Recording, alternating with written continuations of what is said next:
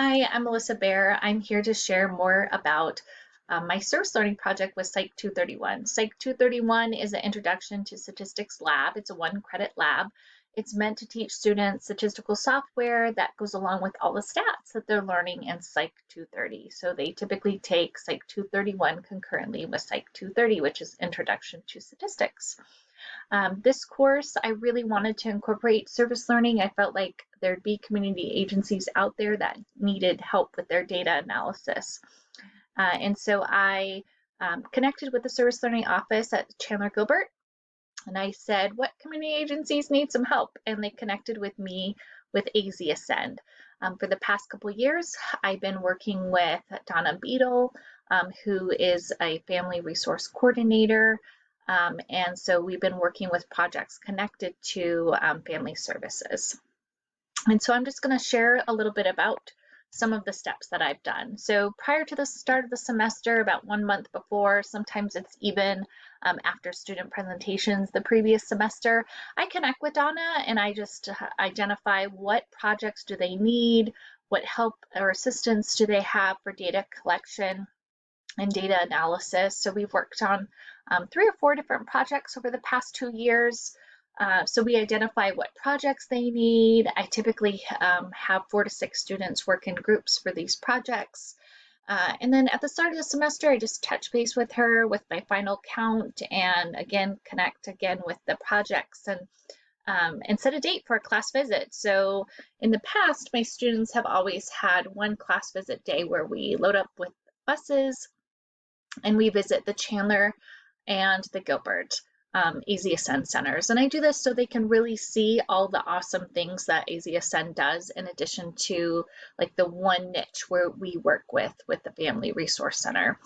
And so they do that class visit. Before that class visit, I do have a small assignment where they look at the AZCEND website, gather some information.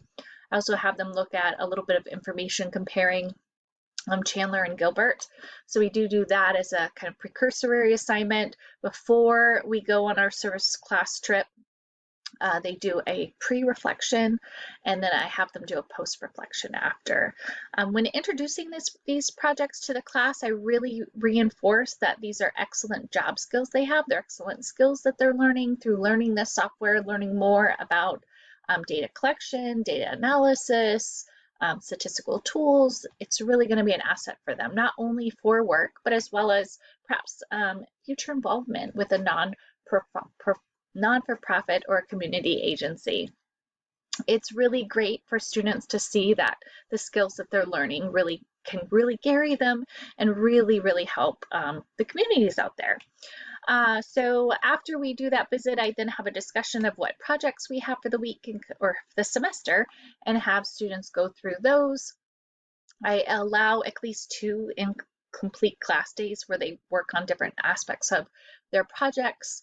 And then around sometime in mid-semester, we kind of shut down data collection for those projects or make sure we've gotten all the data we need so that if they need to do data entry, they can do that. And then the last day of class, actually the final session, part of the final session is reserved, and we invite AZCEND out here to Chandler-Gilbert, and they see the student presentations. I also have students submit a paper. Part of the paper is a reflection for service learning, the service learning project. The other part of it is more of a formal results write-up for the projects that they were working on. They do submit their service learning hours as well so that they can go on their co-curriculars. So I also wanted to share with you a little bit about the projects we had from the past spring. So this past spring, some of my students carried on from a Family Resource Center survey that was developed. They were looking to see more about who's coming to the different activities and events, what other things they might need, getting their evaluation of those events. The survey was a largely descriptive study. And this group decided to do a large poster, which I hope to get and use a large printer on campus and to share that poster with AZCEND sometime soon. And then I also am sharing the Raising a Reader project. So this was with my honor students. My honor students worked on this project because it's a little bit more involved. It's just paper surveys versus the Family Resource Survey was paper and online. And it's an ongoing project. My students have been working on this project for the past 3 semesters. It does involve more quantitative analysis, and the students for this spring chose to do a more traditional presentation. So I'm going to go ahead and show you those. So this first poster was more of a descriptive study. My students in the fall had worked on developing the survey and putting it online, as well as developing a paper version for AZCEND. Then it was deployed in January of 2020, and so my spring students were able to collect the data. I picked up some of the paper copies, and we identified and kind of stopped and pulled data through March for the online.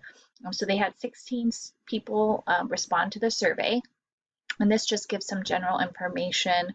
2/3 of those who had filled in the survey had attended AZCEND events before. Some of the questions asked, what other activities would you like? Overall, people were really pleased with and enjoyed the event that took place. And then another interest for AZCEND was finding out where are they finding this, through what areas of social media. And 40% of the people just found out from word of mouth and other avenues versus online. So it was one step closer. That data still is ongoing. They're still collecting that data. And so that's going to possibly be a rollover project for the fall.